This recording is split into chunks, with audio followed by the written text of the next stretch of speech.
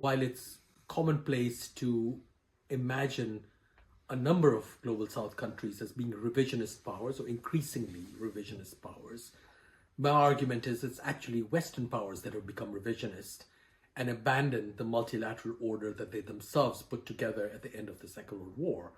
And it's the so-called middle and smaller powers, very often in the global south, which are more invested in a multilateral international order, which they have for a long time now been trying to join as full members. From the very beginning of the involvement in this international order and its institutions, particularly humanitarian ones, many of these global south countries or middle and smaller powers actually sought actively to alter the procedures and terms of reference that were being put in place at the end of the Second World War.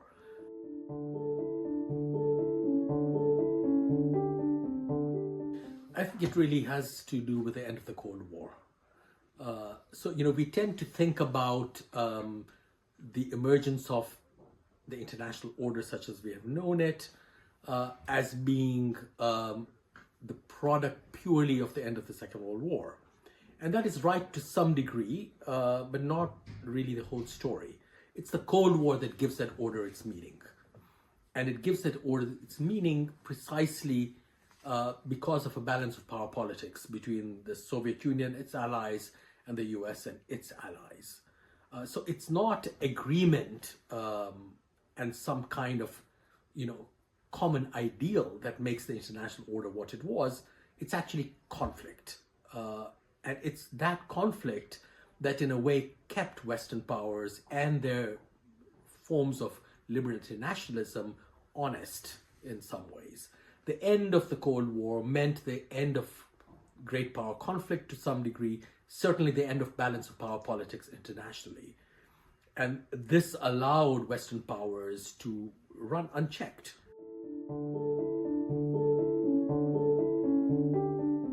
This loss of a countervailing force meant that the liberal international order no longer had to be honest to its own ideals, and it succumbed to the kind of authoritarian desires that informed some of the leaders of these countries. And we see today, if you will, the clearest manifestation of that transformation.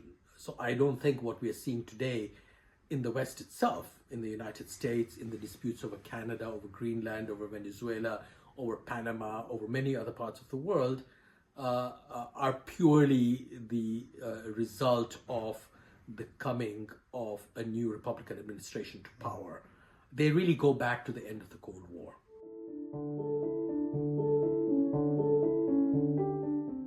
It really signaled one of the earliest moments in which a global south country, India in this case, really intervened militarily in its neighbor, Pakistan,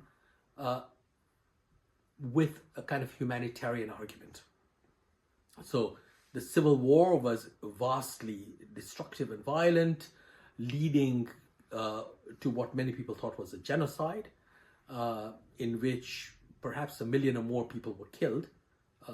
Indira Gandhi intervened militarily, defeated the Pakistani army, and in the name of humanitarianism, of humanitarian intervention, before this became, a kind of right to protect dogma at the United Nations, well before then, established India as one of the earliest pioneers in the deployment of this kind of logic.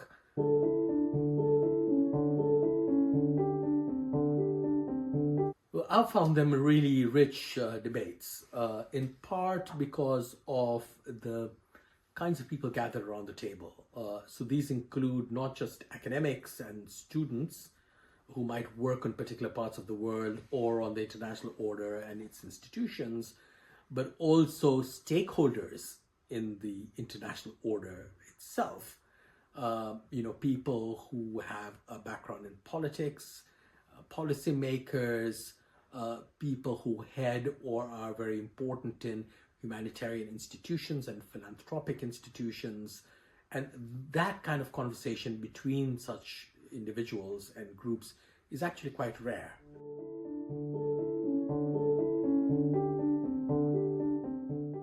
Well, the historian, classically provides a longer-term perspective on contemporary problems, and that is sometimes greatly needed. Political language, and therefore the language of policymaking, is historical by definition.